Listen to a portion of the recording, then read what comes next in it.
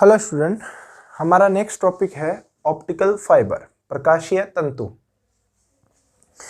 प्रकाशीय तंतु या ऑप्टिकल फाइबर क्या होते हैं? ये एक आपने देखा है सिग्नल को, एनर्जी को हम लोग एक जगह से दूसरी जगह तक पहुंचाना हो तो इसका यूज करते हैं। तो ऑप्टिकल फाइबर जो लाइट एनर्जी को एक जगह से दूसरी जगह तक पहुंचा सकते हैं, तो एक ऐसे डिवाइस हैं जो लाइट एनर्जी का एक जगह से दूसरी जगह तक ट्रांसफॉर्मेशन करते हैं। उनको हम लोग क्या बोलते हैं? ऑप्टिकल। ऑप्टिकल का मतलब है जो ऑप्टिक्स से, मतलब लाइट से रिलेटेड डिवाइस है। तो जो प्रकाश को एक जगह से दूसरी जगह तक पहुंचाते हैं उनको हम लोग ऑप्टिकल फाइबर बोलते हैं। अब हम लोग ये समझने वाले हैं कि ये कितने टाइप का होता है। दो टाइप का हम लोग जो है ऑप्टिकल फाइबर देखेंगे। दो टाइप का होता है। उनका कंस्ट्रक्शन क्या होता है, हम लोग ऐसी कौन सी कंडीशन लगाएं जिससे हम एनर्जी लॉस हुए बिना, यानी मीडियम में एनर्जी गए बिना, ज़्यादा जो लाइट सिग्नल, जितनी एनर्जी का लाइट सिग्नल है उसको मीडियम में, देखो हम लोग एनर्जी का ट्रांसफॉर्मेशन तो कर सकते हैं, लेकिन वो एनर्जी मीडियम में लॉस हो जाती है। उस लॉस को बचाने के लिए हम ऑप्टिकल फाइबर का यूज करते हैं। तो ऑप्टिकल फाइबर एक ऐसी डिवाइस है जिसमें हम बिना लॉस किए एनर्जी को, जितनी एनर्जी को हम लोग यहाँ प्रोड्यूस हुई है वो एनर्जी पूरी एक जगह से दूसरी जगह तक पहुंचा सकते हैं। तो वो कैसे बनाया जाता है, क्या कंडीशन रखी जाती है जिससे हम लोग एनर्जी को एक जगह से दूसरी जगह तक पहुंचा सकते हैं? देखिए ऑप्टिकल फाइबर जो है स्टूडेंट, प्रकाशीय तंतु जो होते हैं वो टोटल इंटरनल रिफ्लेक्शन, पूर्ण आंतरिक परावर्तन के सिद्धांत यानी उसके प्रिंसिपल पे काम करते हैं। इस प्रिंसिपल का ही यूज करके हम लोग लाइट सिग्नल को एक जगह से दूसरी जगह तक पहुंचाते हैं। वो कैसे पहुंचाते हैं, क्या कंस्ट्रक्शन होता है, कितने टाइप के होते हैं और कैसे दोनों में हम लोग अलग अलग कंडीशन हम बनाते हैं, वो हम लोग इसके अंदर देखेंगे। तो लिखिएगा, ए डिवाइस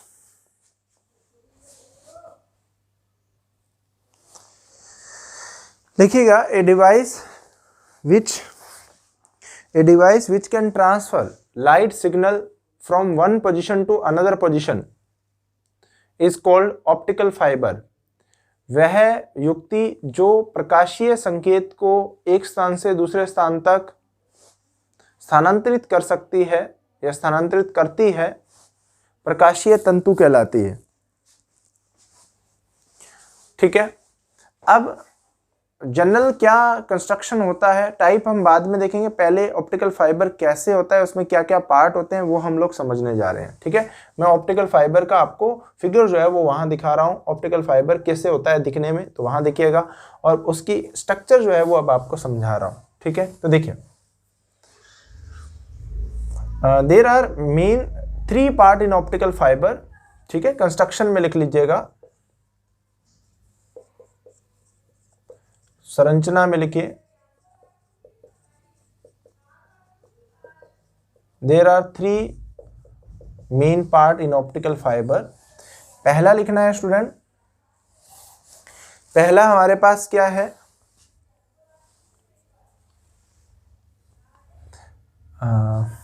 सेंट्रल कोर।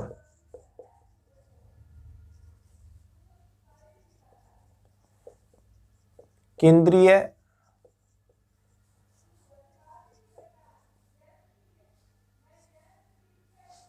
क्रोड।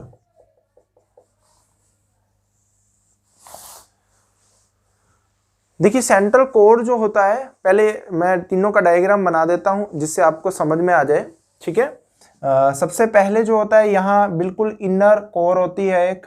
ठीक है, ये ऑप्टिकल फाइबर का इनर कोर होता है जिसका डायमीटर जो है वो 10 to 20 माइक्रोमीटर होता है, 10 to 20 माइक्रोमीटर। ठीक है, अब इसके ऊपर ही यहाँ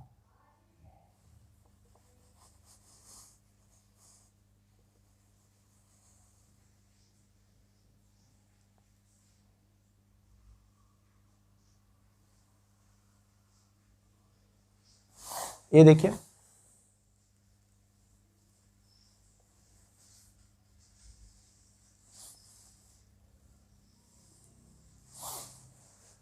ये 10 to 20 माइक्रोमीटर होता है इसका इनर डायमीटर।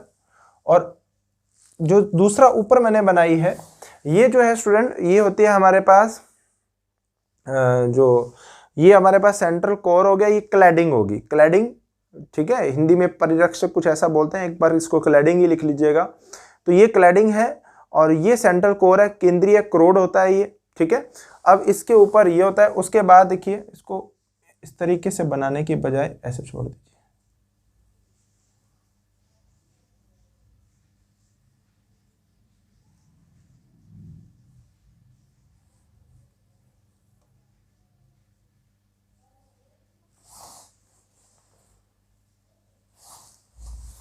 चलो ये बना ही दो, ठीक है। उसके बाद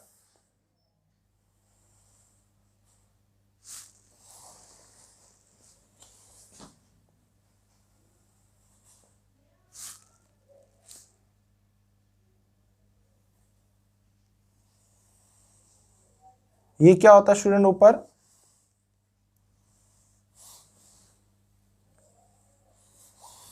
ये प्रोटेक्टिंग जैकेट, ठीक है। इसके ऊपर क्या होती है, मैंने ये मतलब उसमें से आपको निकाल के बता रहा हूँ। ये इनर साइड जो है, ये इनर कोर है, उसके बाद ऊपर क्लैडिंग है, उससे ऊपर जो होती है वो प्रोटेक्टिंग जैकेट होती है, ठीक है। और ये हमारे पास ये अंदर इस तरीके से है। इसका डायमीटर जो है वो 10 to 20 माइक्रोमीटर है। क्लैडिंग का इनर डायमीटर ये वाला, ये क्लैडिंग का इनर डायमीटर है, ये 10 to 20 होगा। ऊपर वाला 100 to 250 यानी 100 से 250 माइक्रोमीटर तक होता है, ठीक है। ये ऊपर जो होती है वो क्लैडिंग होती है यहाँ तक। ये जो है हमारे पास क्लैडिंग है, ये है प्रोटेक्टिंग जैकेट,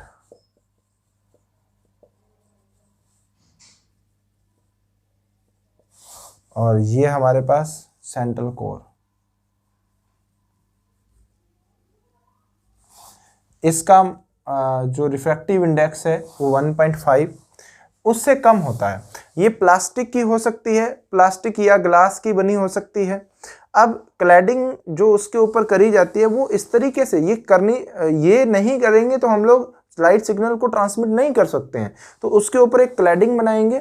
ये क्लैडिंग हम ऐसे मटेरियल की बनाएंगे जिसका रिफ्रैक्टिव इंडेक्स इससे कम होगा, यानी जो भी हम यहाँ पे चाहे ग्लास ले रहे हैं चाहे प्लास्टिक ले रहे हैं, उससे जो कम रिफ्रैक्टिव इंडेक्स वाली क्लैडिंग हमें यहाँ पे करनी होगी। अब इसको बचाने के लिए एक इंसुलेटर मटेरियल की जैकेट ऊपर बना देते हैं जो अदर रेडिएशन से इस लाइट सिग्नल को बचाएगा। तो ये प्रोटेक्टिंग जैकेट का काम करती है।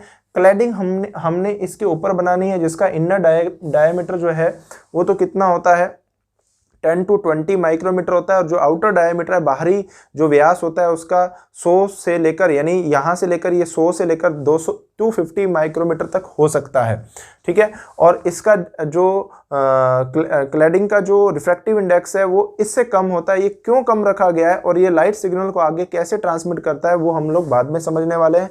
पहले इसका स्ट्रक्चर जो है वो समझ लीजिएगा आप, ठीक है। तो इसमें सेंट्रल कोर लिखेगा, central core, this is the inner core of, diagram बनाना है आपको, this is inner core of optical fibre,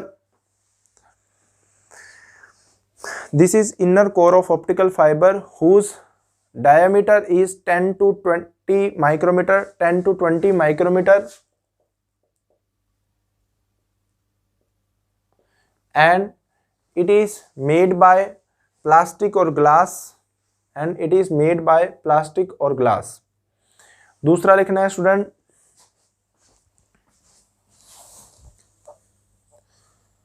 central core के बाद क्लैडिंग, इसको हिंदी में मेरे को ध्यान नहीं है, एक बार आप इंग्लिश में ही लिख लीजिए cladding. This is this layer, ये क्लैडिंग के लिए अंदर लिखना है, दिस लेयर सराउंड्स या cover central core whose layer whose inner diameter is 10 to 20 micrometer and outer diameter is 100 to 250 micrometer, 100 to 250 micrometer. This layer cover the central core and its inner diameter is 10 to 20 micrometer and outer diameter is 2 to 50 micrometer. यह परत central core को परिबद्ध करती है जिसका आंतरिक व्यास 10 से 20 micrometer होता है और बाह्य व्यास 100 से 250 माइक्रोमीटर होता है, 250 माइक्रोमीटर होता है। And it's refractive index is less than, slightly less than refractive index of central core. इसका अपवर्तनांक केंद्रीय करोड़ के अपवर्तनांक से थोड़ा कम होता है। इसका अपवर्तनांक केंद्रीय करोड़ के अपवर्तनांक से थोड़ा कम होता है। ये क्लैडिंग हो गया। तीसरा आएगा प्रोटेक्टिंग जैकेट।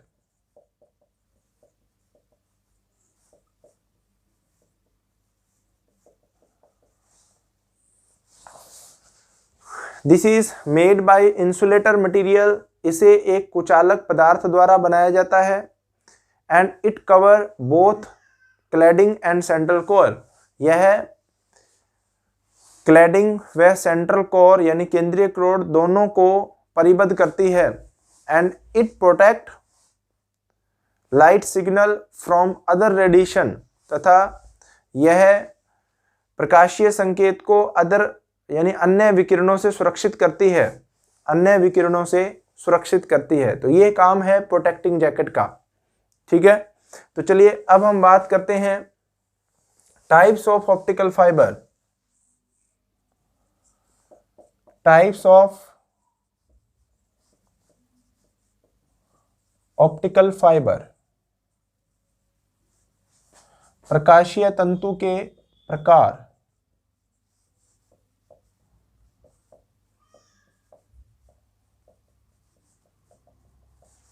ऑप्टिकल फाइबर जो है स्टूडेंट, वो दो प्रकार के हम पढ़ेंगे यहाँ पे। कौन कौन से? स्टेप इंडेक्स फाइबर और ग्रेडेड इंडेक्स फाइबर। ठीक है, ये थोड़े हिंदी वर्ड जो है वो मेरे को ध्यान नहीं है, तो मैं आपको इसको देख के जो है कल आपको बताऊंगा हिंदी वर्ड इसका। एक बार आप कोशिश करिए इंग्लिश वर्ड जो है इसके याद रखिए। टाइप्स ऑफ ऑप्टिकल फाइबर, प्रकाशीय तंतु के प्रकार। तो दिखेगा there are two type of optical fibre. प्रकाशीय तंतु दो प्रकार के होते हैं। पहला लिखना है स्टेप इंडेक्स फाइबर। ठीक है, इसका नाम जो है हिंदी में मैं आपको बता दूंगा, एक बार छोड़ दीजिए। सोपानी तंतु बोलते हैं कुछ इस तरीके से इसका नाम।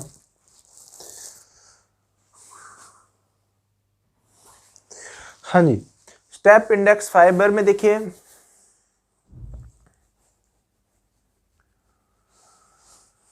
स्टेप इंडेक्स फाइबर जो होता है स्टूडेंट, उसके अंदर जो सेंट्रल कोर होती है उसका इनर डायमीटर जो होता है वो 5 to 10 माइक्रोमीटर होता है।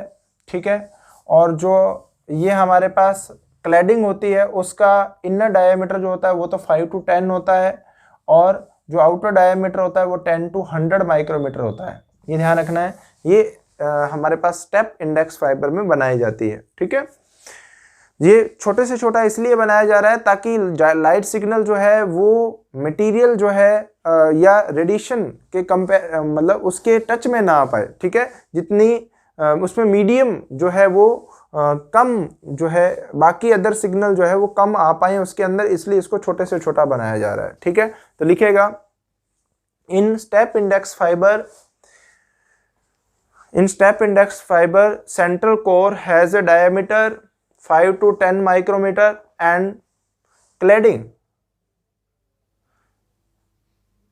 has inner diameter 5 to 10 and outer diameter 10 to 100 micrometer. In step index fiber, central core has diameter 5 to 10 micrometer and cladding has a inner diameter 5 to 10 micrometer and outer diameter 10 to 100 micrometer. ठीक है,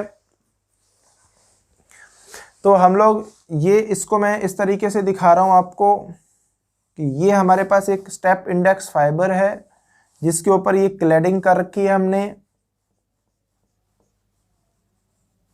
थोड़ा diagram को clear cut समझने के लिए आप थोड़ा इसको बड़ा बना लेना। ठीक है,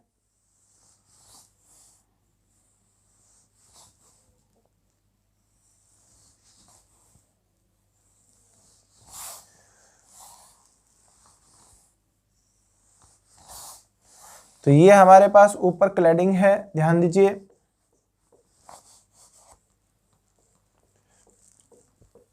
ये ध्यान रखना, ये हमारे पास सिलेंड्रिकल है, ये ट्यूब है हमारे पास, नीचे वाली सेंट्रल कोर है, ऊपर जो है वो क्लैडिंग है, ठीक है। अब इसका रिफ्रैक्टिव इंडेक्स μ2 ले रहा हूँ, आउटर वाला μ1 ले रहा हूँ, μ0 ले रहा हूँ, ये μ1 ले रहा हूँ।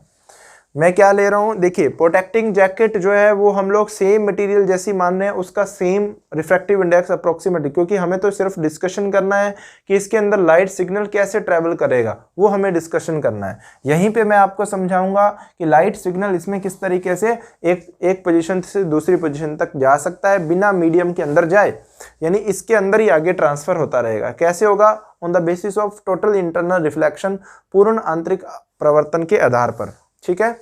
तो ये हमारे पास रिफ्रैक्टिव इंडेक्स μ1 है जो हमारी सेंट्रल कोर बनी है, उसके बाद क्लैडिंग है जिसका रिफ्रैक्टिव इंडेक्स अपवर्तनांक μ2 है। अब देखिए कोई लाइट सिग्नल जो है वो यहां आएगा इस तरीके से, ये सेंट्रल कोर का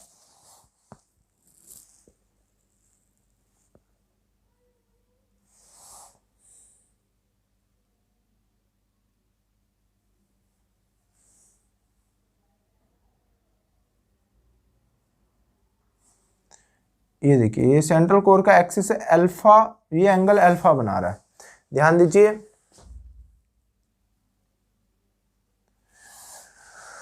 ये देखिए, ये हमारे पास सरफेस है इसका सेंट्रल कोर का, यहां से लाइट आ रही है तो ये नॉर्मल हो गया इसका, ये नॉर्मल का काम कर रहा है, अभिलंब का काम कर रहा है। ये लाइट जो है इसके साथ में अल्फा एंगल बना रही है। अब लाइट अंदर डेंसर मीडियम है, रिफ्रैक्टिव इंडेक्स है, ग्लास या प्लास्टिक का बना होगा तो उसके अंदर गई है लाइट, तो रेयर मीडियम से डेंसर मीडियम में आई, थोड़ा मुड़ जाएगी, ये एंगल जो है वो बीटा बन जाएगा, नॉर्मल की ओर बैंड हो जाएगी। अब लाइट यहां आके टकराई, अब लाइट जब यहां आके टकराई है स्टूडेंट, तो ये कितने एंगल पे आके टकरानी चाहिए, ये गामा एंगल मान लेते हैं, कितने एंगल पर आके टकरानी चाहिए ताकि ये उसी मीडियम में वापस लौट जाए। यानी इस लाइट का रेयर, ये लाइट कहाँ जा रही है, डेंस से रेयर, मैंने आपको बताया जो क्लैडिंग है उसका अपवर्तनांक इससे थोड़ा कम होता है, तो लाइट ने इस मीडियम से इस मीडियम में जाना था, अगर ये डेंस से रेयर मीडियम में आ रही है तो लाइट किस एंगल पे आके गिरे ताकि उसका टोटल इंटरनल रिफ्लेक्शन हो जाए, मतलब उसी माध्यम में उसका पूर्ण आंतरिक परावर्तन, आंतरिक का मतलब उसी माध्यम में ही उसका रिफ्रैक्टिव इंडेक्स रिफ्रैक्शन हो जाए, अपवर्तन हो जाए, यानी लाइट जो है वो आके यहां टकराए।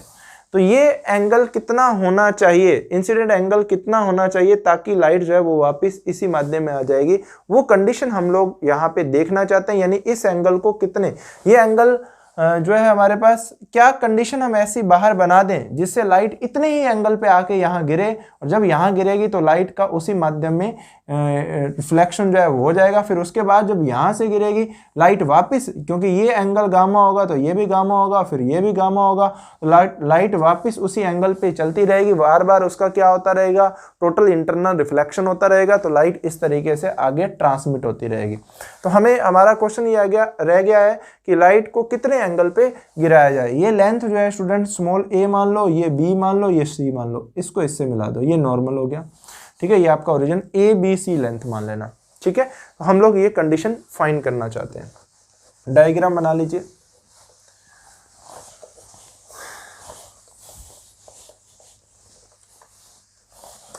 According to Snell's law, Snell के नियम से, ठीक है, स्नेल के नियम से साइन अल्फा अपॉन में साइन बीटा, अल्फा अपॉन में बीटा, तो μ0 से μ1 मीडियम में जा रही है लाइट, साइन अल्फा, यानी इस लाइट के लिए अगर हम लगाएं स्नेल्स लॉ तो μ1 बाई μ0 आ जाएगा। तो यहां कंडीशन क्या बनी, μ0 sine alpha is equal to μ1 sine beta, ठीक है। इसको मान लेते हैं 1 नंबर इक्वेशन, यहां लगा दीजिए। ये पॉइंट आपका दे दीजिए ए पी क्यू दे देते हैं या ओ दे देते हैं। अब एपी लाइट जो है वो पी पॉइंट के ऊपर इंसिडेंट हो रही है, तो ये बना रही है गामा एंगल, ठीक है, नॉर्मल के साथ। तो लिखिएगा let us assume AP light in step index fibre makes an angle gamma with normal OP. माना एपी प्रकार स्टेप इंडेक्स फाइबर में एपी किरण अभिलंब ओपी के साथ गामा कोण बनाती है। So for total internal reflection पूर्ण आंतरिक परावर्तन के लिए गामा की वैल्यू या तो क्रिटिकल एंगल के बराबर होनी चाहिए या क्रिटिकल एंगल से ज्यादा होनी चाहिए। तो क्रांतिक कोण समझ लें स्टूडेंट क्या होता है कि यह हमारे पास दो मीडियम को डिवाइड करने वाला इंटरफेस है, ये उसका अभिलंब है। कोई लाइट डेंस से रेयर में जा रही है, इधर रेयर मीडियम है, इधर नीचे डेंस है, ये एंगल बनाती है आई। तो आपको पता है जब लाइट डेंस से रेयर में जाती है तो अभिलंब से दूर हटती है, तो जाना तो इसको इधर था, ये थोड़ा और दूर हट गई, ऐसे हो गई। अब आप इस एंगल को अगर आप बढ़ाएंगे, यहां कर दीजिए, इस एंगल को बढ़ा दिया आपने, यहां कर दिया, तो लाइट क्या होगी, और दूर हट जाएगी। जाना तो इसने इधर था लेकिन और दूर हट गई, ऐसे। यानी आपने इस एंगल को इतना बढ़ा दिया कि लाइट इस मीडियम में वापस आ गई। पहले तो यहां आ गई, अब आपने थोड़ा और ज्यादा किया, यहां कर दिया, यहां करने से ये लाइट यहां आ चुकी है 90 डिग्री पे, ठीक है। फिर आपने ये एंगल जो होगा, यानी जब जस्ट सरफेस के ऊपर है, यानी इंसिडेंट एंगल की वो वैल्यू जब लाइट दूसरे मीडियम की सरफेस पे ही आ जाती है, तो हमारे पास ये एंगल किसका क्या बोला जाता है, क्रिटिकल एंगल। अब इससे थोड़ा सा भी ज्यादा अगर आप इंसिडेंट लाइट को गिराओगे तो लाइट इसी मीडियम में वापस लौट आएगी, यानी उसका टोटल इंटरनल रिफ्लेक्शन हो जाएगा। तो ये फिनोमिना कब होता है, जब पहली बात तो लाइट डेंस से रेयर मीडियम में जाए, तो लाइट यहां से डेंस से रेयर में ही जा रही है, इसीलिए हमने जो क्लैडिंग है उसका जो रिफ्रैक्टिव इंडेक्स है इससे कम रखा है, इसलिए लाइट डेंस से रेयर मीडियम में जा रही है। अब हमें ये एंगल इतना सेट करना है कि इसकी वैल्यू क्रिटिकल एंगल से के बराबर हो या उससे ज्यादा हो, क्योंकि बराबर होगी तभी उसी मीडियम में रह जाएगी लाइट, उससे ज्यादा होगी तो उसी मीडियम में आना ही आना है वापस। तो ये कंडीशन हमें बनानी होगी, ठीक है। तो ये कंडीशन क्या होती है, देखो साइन आई बटे में साइन आर। आर कौन सा एंगल होता है, जो रिफ्रैक्टेड लाइट ने बनाया है नॉर्मल के साथ, ये किसके इक्वल होता है, जैसे ये लाइट हमारे पास जा रही है μ1 से μ2 में जा रही है, तो μ2 बाई μ1 आना चाहिए, ठीक है। आई बाई आर मतलब हमारे पास इस केस में वो एंगल कौन से होंगे बताएं जरा, वो एंगल कौन सा होगा हमारे पास, नॉर्मल केस, नॉर्मल कौन सा है, ये वाला, ठीक है। तो यहाँ पे कौन सा एंगल आएगा बताओ। हाँ, एक बार साइन आई बाई आर लिख देता हूं, देखिएगा एक बार, आई को मैं आई सी रख दिया, उस केस में जब क्रिटिकल एंगल होगा तो आर कितना हो जाता है 90 डिग्री, तो साइन आई सी कितना होता है μ2 बाई μ1, तो क्रिटिकल एंगल आई सी किसके इक्वल हो जाएगा, साइन इनवर्स μ2 बाई μ1। तो ध्यान रखिएगा, यानी मैं आपसे ये कह रहा हूं जो गामा एंगल है वो इंसिडेंट लाइट का नॉर्मल के साथ बनाया गया एंगल है। ये गामा जो है वो क्रिटिकल एंगल के बराबर होना चाहिए या उससे ज्यादा होना चाहिए, तब लाइट का टोटल इंटरनल रिफ्लेक्शन हो सकता है। और क्रिटिकल एंगल की वैल्यू मैं आपको बता ही चुका हूं, ये साइन इनवर्स μ2 बाई μ1 आएगी। ये आप साइड में लिख लें अपने लिए तो वो सही है, ठीक है, ये लिख लीजिएगा। चलिए, तो यहां से साइन गामा की वैल्यू ग्रेटर देन और इक्वल टू μ2 बाई μ1 आ गई, ठीक है। इक्वेशन तो नहीं बनती, लेकिन चलो 2 नंबर इसको दे देते हैं याद रखने के लिए। अब आप चलिए इस ट्रायंगल के अंदर आइए। इस ट्रायंगल में हमारे पास क्या है, फ्रॉम ट्रायंगल पाइथागोरस थ्योरम लगानी है। From triangle A B AOP, ठीक है, AP का square is equal to AO का स्क्वायर प्लस OP का स्क्वायर। AP कितना है, A square is equal to B square plus AO कितना है, B square plus C square, यानी C square plus B square हो गया। तो अब अपने क्या करें, साइन गामा हमें निकालना होगा, बस साइन गामा की वैल्यू चाहिए। साइन गामा का मतलब है स्टूडेंट, गामा के सामने वाला परपेंडिकुलर, यानी C अपॉन में A चाहिए अपने को। A स्क्वायर से इसको डिवाइड कर देते हैं, 1 हो गया, C square by A square plus B square by A square, ठीक है। हाँ जी, यहाँ से क्या करिए आप B square by A square की वैल्यू निकालिए, C square by A square की वैल्यू निकालिए, ये आ जाएगी 1 minus B square by A square. That implies C by A is equal to आ जाएगा √1 minus B square by A square. अब सी बाई ए किसकी वैल्यू है, यहां से देखें, ये गामा है सामने वाला, ये 90 हो गया ना, परपेंडिकुलर हो गया, तो ये 90 हो गया, ये हाइपोटेनियस हो गया ए, और ये परपेंडिकुलर, गामा के सामने वाला परपेंडिकुलर काम करेगा, तो सी बाई ए साइन गामा बनेगा ना। ये किसकी वैल्यू है, साइन गामा की वैल्यू है, तो साइन गामा की वैल्यू आ गई है √1 minus B square by A square. Equation number 3 दे दीजिएगा। फ्रॉम इक्वेशन 2 एंड 3, इक्वेशन 2 व 3 से √1 minus B square by A square is equal to आ रहा है, ग्रेटर देन और इक्वल टू आ रहा है μ2 बाई μ1। दोनों का होल स्क्वायर ओपन कर दो, मतलब 1 minus B square by A square की वैल्यू ग्रेटर देन और इक्वल ही रहेगी म्यू स्क्वायर बाय μ1 स्क्वायर। अब मैं दोनों तरफ से 1 सब्सट्रैक्ट कर रहा हूं, इनक्वालिटी पे कोई फर्क नहीं पड़ेगा।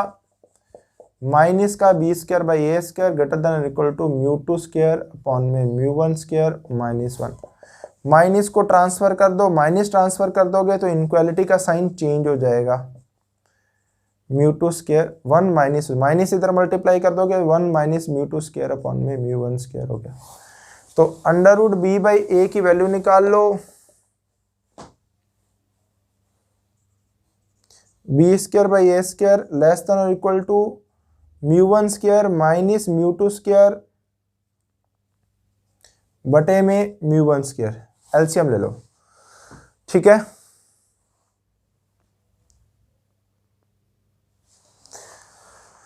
हाँ जी, अब b बाई ए किसकी वैल्यू है, अंडर रूट कर दो दोनों साइड में, b बाई ए की वैल्यू आ गई लेस देन और इक्वल टू μ1 स्क्वायर μ2 स्क्वायर का अंडर रूट बटे में μ1। b बाई ए किसकी वैल्यू है, ठीक है, b बाई ए बताइए, b बाई ए किसके इक्वल आएगा, बीटा है, साइन बीटा के इक्वल आएगा ना, बीटा के सामने वाला परपेंडिकुलर, यानी b लंब बटे में करण आना है, b बटे में a, तो ये साइन बीटा की वैल्यू है, तो ये भी रख दीजिए, साइन बीटा लेस देन और इक्वल टू आ गया है μ1 स्क्वायर माइनस μ2 स्क्वायर का अंडर रूट बटे में μ1। तो μ1 का इधर मल्टीप्लाई कर दो, μ1 साइन बीटा लेस देन और equal to μ1 square minus μ2 square. अब देखिए, अब हमें ये एंगल तो पता नहीं है कि लाइट कितने एंगल पे अंदर जाएगी, लेकिन हम कितने एंगल पे गिरा सकते हैं, क्योंकि μ1 साइन अल्फा की वैल्यू μ1 साइन अल्फा की वैल्यू, साइन बीटा की वैल्यू μ0 साइन अल्फा के इक्वल है। तो ये कंडीशन हम रख देते हैं। ये कहाँ से रखा है हमने, इक्वेशन 1 से। तो आप देख रहे हैं स्टूडेंट, μ0 हमें पता होगा कि बाहर वाला जो रिफ्रैक्टिव इंडेक्स है वो कितना है। अब लाइट को कितने एंगल पे गिराना है उससे हमें μ0 साइन अल्फा पता चल जाएगा। रिफ्रैक्टिव इंडेक्स इसका कितना ले रहे हैं, इसका कितना ले रहे हैं वो हमें पता है। अगर ये कंडीशन हम बनाएंगे, μ1 का स्क्वायर माइनस μ2 का स्क्वायर का अंडर रूट लेस देन और इक्वल टू इससे बनाएंगे, तो हमारे पास क्या होगा, ये कंडीशन होगी, ये होने से ये होगा, ये होने से हमारे पास वापस कौन सी कंडीशन आ जाएगी, गामा इज ग्रेटर देन और इक्वल टू IC आ जाएगा। स्टूडेंट समझ गए, यानी ऑटोमेटिकली लाइट जो गिरेगी वो क्रिटिकल एंगल या उससे ज्यादा एंगल पे गिरेगी, जिससे लाइट का टोटल इंटरनल रिफ्लेक्शन हो जाएगा। यानी अगर हमें ये कंडीशन हमने सेटिस्फाइड करवा दी तो हम लाइट का टोटल इंटरनल रिफ्लेक्शन करवा सकते हैं। तो लिखेगा, so it is clear from above equation if μ0 sin alpha less than or equal to μ1 square minus μ2 square के अंडर रूट से, then light perform total internal reflection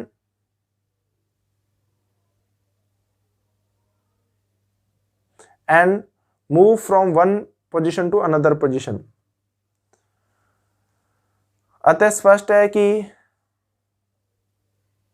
इस समीकरण से स्पष्ट है कि इसको इक्वेशन नंबर 2 आ गई थी कि 3 आ गई थी, उसको 4 नंबर दे देना। उसके बाद it is clear from above equation, इस समीकरण से स्पष्ट है कि यदि म्यू जीरो साइन अल्फा का मान लेस देन और equal to mu one square minus mu two square के अंडर रूट से less than equal to under root mu one square minus mu two square का अंडर रूट से होगा, ये कह रहा हूं इस समीकरण से स्पष्ट है कि mu zero sine alpha less than और equal to under root mu one square minus mu two square होगा, तो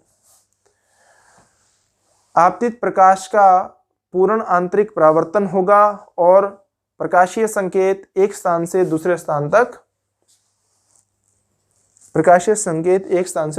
तक जाएगा। ठीक है, तो ये हमारा स्टेप इंडेक्स फाइबर हो गया है।